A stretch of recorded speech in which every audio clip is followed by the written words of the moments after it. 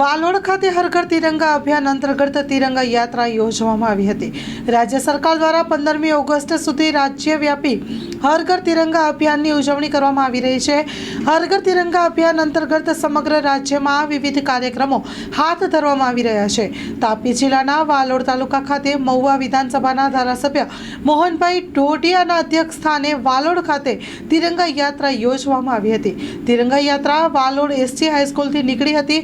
વાલોડ 4 રસ્તા સર્કલ ખાતે પૂર્ણ કરવામાં આવી હતી।